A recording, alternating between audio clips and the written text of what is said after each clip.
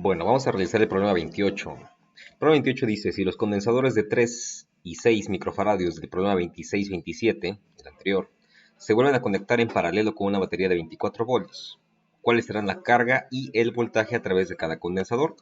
Bueno, ahora tenemos que modificar el circuito del ejercicio pasado y tenemos que ponerlos como aparece acá, en paralelo. Ya no está uno seguido del otro, ya están uno al lado del otro.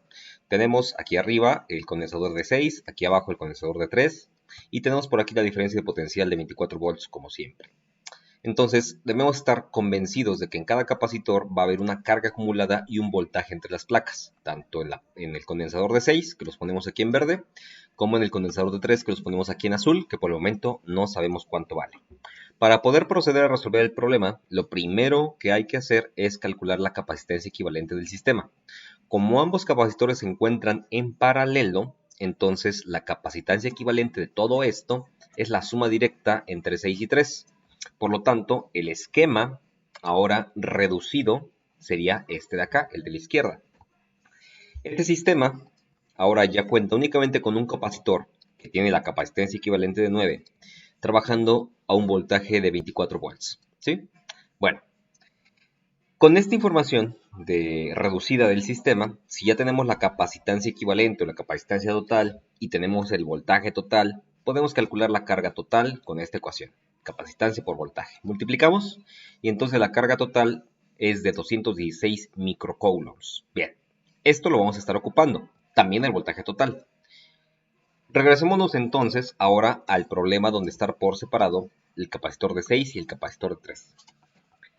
Bueno, como ahora el sistema está en paralelo, ahora tenemos que ocupar las condiciones de un sistema en paralelo. En ese sistema la carga total se reparte, es decir, la carga total es Q1 más Q2, ¿sí? La carga que hay acá más la carga que hay acá va a ser la carga total que ya calculamos, que es de 216 microcoulombs, y el voltaje, ese voltaje se va a conservar, es decir, va a ser el voltaje total va a ser igual al voltaje 1 más el voltaje 2.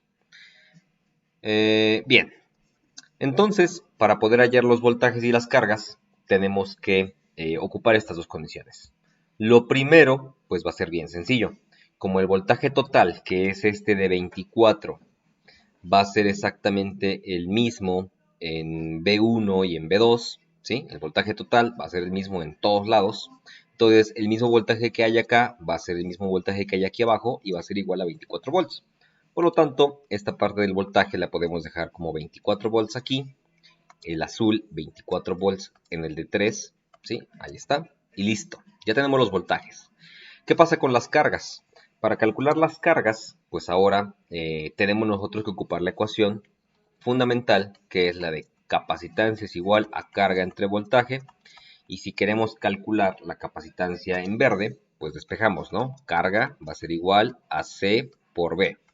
Que en nuestro caso, pues va a ser la capacitancia de 6 microfarads multiplicado por el voltaje de 24 volts. Y esta multiplicación, 6 por 24, nos va a dar 144 microcoulombs, porque aquí hay una M de micro, se conserva, pasa derecho. Y en el caso de la carga del capacitor de 3 que pusimos en azul, pues la carga va a ser igual a C por B. En este caso la capacitancia es de 3 microfarads multiplicando el voltaje de 24 volts. Y 3 por 24 pues es 72 microcoulombs. Entonces aquí vamos a ponerlo en su lugar respectivo, 72 microcoulombs y 144 microcoulombs. Y solamente para comprobar que esta relación, esta que aparece de la carga es cierta, porque aquí dice que la suma de cargas debe dar 216. Sumemos, únicamente es para comprobar, ¿ok? Si sumamos 144 más 72, eso nos da efectivamente 216 microcoulombs. Listo.